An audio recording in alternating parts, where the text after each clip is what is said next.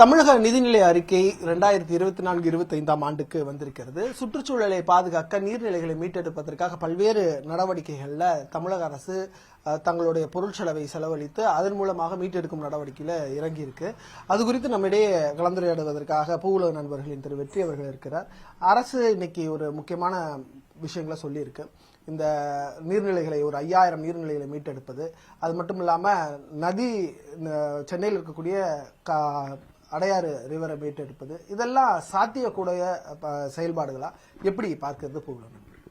நிச்சயமாக சாத்தியப்படக்கூடிய செயல்பாடுகள் தான். நமக்கு ரொம்ப தெரிஞ்ச எக்ஸாம்பிள் அப்படிங்கிறது பார்த்தீங்கன்னா லண்டனில் இருக்கக்கூடிய தேம்ஸ் நதி வந்து ஒரு காலகட்டத்தில் செத்துவிட்ட நதி அப்படின்னு அறிவிச்சிட்டாங்க, டிக்ளேர் பண்ண. அந்த அளவுக்கு மோசமாக இருந்தது. அதுக்கு பின்பாக அந்த நாட்டில் இருக்கக்கூடிய முக்கியமான அமைப்புகளும் சரி, அங்கே இருக்கக்கூடிய லண்டன் சார்ந்து இருக்கக்கூடிய லோக்கல் கவர்னன்ஸ் சரி, இதை மீட்டெடுக்க வேண்டும் என்று கடுமையாக வேலை செய்து அதை மீட்டெடுத்தாங்க. ஸோ அதை ரீஜுனைட் பண்ண முடியும். அப்போ வந்து ஒரு ஆறு அதனுடைய மோசமான நிலைமையில இருந்து திருப்பியும் பழைய நிலைமைக்கு கொண்டு வருவதற்கான சாத்தியக்கூறுவான விஷயங்கள் தான், அது மாற்று கருத்தே இல்லை. ஆனால் அதுக்கான அடிப்படையான சில விஷயங்கள் வந்து நம்ம மேற்கொள்ள வேண்டியிருக்கு. அதுக்கு என்ன செய்யறாங்க? இப்போ சென்னையை பொறுத்த வரைக்கும் ஏறத்தாழ 1 கோடி பேர் சென்னையில் இருக்காங்க. அதில் ஃப்ளோட்டிங் பாப்புலேஷன் கிட்டத்தட்ட பார்த்தீங்கன்னா 20 to 40 லட்சம் இருக்கு சொல்லுவாங்க. 80 லட்சம் பேர் வந்து பெர்மனண்டாகவே இருக்கிறாங்க. அப்போ இவ்வளவு மக்கள் தொகை இருக்கின்ற போது அவர்கள் வெளியேற்றக்கூடிய கழிவுகள், ஒரு மனிதன் சராசரியாக 130 லிட்டர் வந்துட்டு ஒரு நாளைக்கு தண்ணீர் வந்து பயன்படுத்துறாங்க. அப்போ இவ்வளவு கழிவுகள் வந்து வெளியேறுகின்ற போது அதை முறைப்படி நமக்கு வந்து அதை ட்ரீட்மெண்ட் பண்றதுக்கான சிவேஜ் ட்ரீட்மெண்ட் பிளான்ட்ஸ்னு சொல்லுவோம். அந்த சிவேஜ் ட்ரீட்மெண்ட் பிளான்ட்ஸ் வந்து அதிகரிப்பது, இந்த தண்ணீரை எல்லாம் வந்து ப்ராப்பராக வந்து சேகரிப்பது, அவை முழுமையாக வந்து இந்த மாதிரி ட்ரீட் பண்ணதுக்கு பின்பாக தான் நீர்நிலையில் சென்றடைகின்ற வகையில் மேற்பாடு செய்வது. அப்ப இதற்கான மெக்கானிசம், இதை வளர்த்தெடுப்பதன் மூலமாக நிச்சயமாக இந்த நதிகளை மீட்டெடுப்பதற்கான வாய்ப்பு இருக்கு. ஸோ அரசு இது சார்ந்து இருக்க கூட என்ன திட்டங்கள் அடுத்து சொல்றாங்க அப்படிங்கறத நம்ம பார்க்க வேண்டியது.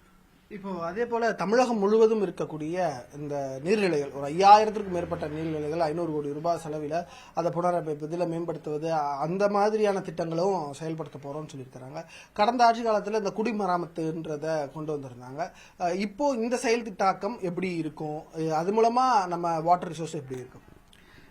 நீர்நிலைகள் பாதுகாப்பு பொறுத்த வரைக்கும் நமக்கு வந்து பொதுப்பணித்துறையிடம் தான் வந்து அதிகமானதாக இருக்கு. ஸோ பிடபிள்யூ டிபார்ட்மெண்ட் தான் மெஜாரிட்டியானது, மீதி இருக்கலாம் ஃபாரஸ்ட் டிபார்ட்மெண்ட் தான் பண்றாங்க. அதில் முக்கியமாக இப்போ ராம்சார் கன்வென்ஷன் கீழாக வரக்கூடிய அறிவிக்கப்பட்ட நீர்நிலைகள் நமக்கு வந்து இருக்கு. ஸோ அவை அது சார்ந்து கூட பாதுகாப்பு நடவடிக்கை அப்படிங்கிறது. மீதி இருக்கக்கூடிய நீர்நிலைகளை பொறுத்த வரைக்கும் இப்போ அந்த வெட்லேண்ட்ஸ் சார்ந்து இருக்கக்கூடிய, சதுப்பு நிலம் சார்ந்து இருக்கக்கூடிய நீர்நிலைகளை பாதுகாப்பதற்கான பிரத்யேகமான ஒரு சட்டம் இருக்கு, வெட்லேண்ட் ப்ரொடெக்ஷன் ரூல்ஸ் அப்படிங்கிறது. அந்த சட்டத்தின் கீழாக ஒவ்வொரு நீர்நிலைகளும் ஒவ்வொரு சதுப்பு நிலத்தையும் பாதுகாப்பதற்கான பிரத்யேகமாக கமிட்டி அமைக்கப்பட்டு அவர்களுடைய பரிந்துரை இருக்கும். அது உங்களோட என்விரான்மெண்ட் மேனேஜ்மெண்ட் பிளான் அப்படின்னு ஒன்று கொடுப்பாங்க. இப்போ பள்ளிக்கரணைக்கு தனியாக வந்து பார்த்தீங்கன்னா ஒரு என்விரான்மெண்ட் மேனேஜ்மெண்ட் பிளான் கொடுப்பாங்க. அதன் அடிப்படையில் தான் ஒரு சதுப்பு நிலத்தையும் அது சார்ந்திருக்கும் நீர்நிலையும் நம்ம வந்து பாதுகாக்க முடியும். ஏனென்றால் ஒவ்வொரு நீர்நிலையும் தனியாக யூனிக்காக இருக்கும். ஒரு நீர்நிலை வேற மாதிரி இருக்காது. இப்போ பள்ளிக்கரணை மார்ஷ் அப்படிங்கிறது வேற மாதிரி இருக்கும், கொடிக்கரையில் இருக்கக்கூடிய சதுப்பு நிலங்கள் அப்படிங்கிறது வேற மாதிரி இருக்கும். அப்போ ஒவ்வொரு நீர்நிலையிலும் அதனோட எக்கோ சிஸ்டம் அப்படிங்கிறது வேறு வகையில் இருக்கும். அங்க இருக்கக்கூடிய பல்லுயிர்கள் வேறு மாதிரி இருக்கும், அங்க இருக்கக்கூடிய பறவைகள் வேறு மாதிரி இருக்கும். ஸோ அதற்கு ஏற்ற அளவுக்கு மேனேஜ்மெண்ட் பிளான்ஸ் அப்படிங்கிறது வேணும். ஸோ அப்போ வெட்லேண்ட் மிஷன் அப்படிங்கிறது தமிழக அரசாங்கம் கடந்த ஆண்டே வந்து அறிவிச்சிருக்காங்க.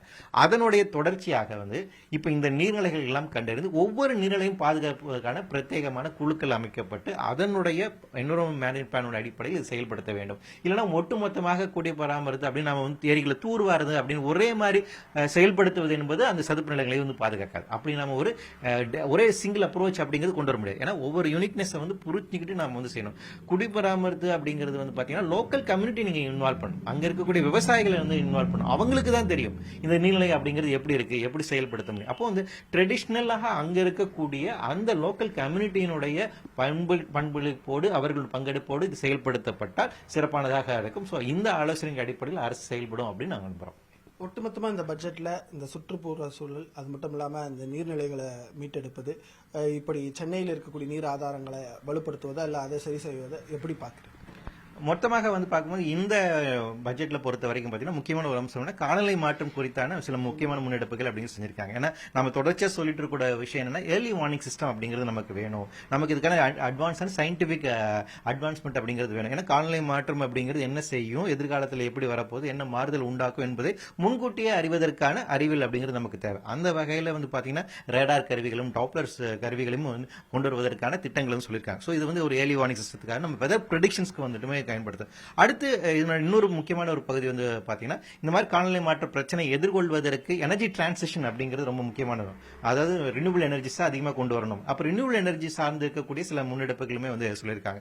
அப்ப இவ்வளவு மில்லியன்ஸ் ஆஃப் யூனிட்ஸ் வந்து நாங்க வந்து ரினியூவல் வந்து கொண்டு வரோம் அப்படின்னு சொல்லியிருக்காங்க. ஸோ இது வந்து ஒரு நல்ல ஒரு முன்னெடுப்பாக பார்க்கும். அதே போல ப்ளூ எக்கனாமி அப்படின்னு சொல்லக்கூடிய கடலோர பகுதிக்கு சார்ந்து இருக்கக்கூடிய பாதுகாப்புக்கான குறித்த நடவடிக்கை அப்படிங்கிறதுமே இருக்கும். ஸோ அந்த வகையில இது வந்து ஒரு பேலன்ஸான ஒரு விஷயமாக வந்து பார்க்கும். இதன் உள்ளீடாக நீர்நிலைகள் அது சார்ந்து இருக்கக்கூடியது கூடுதலாக பயோடைவர்சிட்டி கன்சர்வேஷனுக்கு சொல்லியிருக்காங்க. பல்லுயிர் பாதுகாப்புக்கான சிறப்பு திட்டங்கள் அப்படிங்கிறது. ஏன்னா உலக அளவில் இன்னைக்கு நிறைய உயிரினங்கள் அழிந்து வருகின்றன. தமிழகத்திலும் இந்த பாதிப்பு இருக்கின்றன. இவற்றே இந்த பாதிப்பில் இருந்து இங்க இருக்கக்கூடிய பல்லுயிரிலும் பாதுகாப்பதற்கான பிரத்யேகமான திட்டங்கள் அது சார்ந்து கூட அறிவிப்புமே வந்திருக்கு. ஸோ அந்த வகையில் பொறுத்தவரைக்கும் பார்க்கும்போது இது ஒரு நல்ல விஷயமாக ஆரோக்கியமான விஷயமாக பார்க்கிறோம்.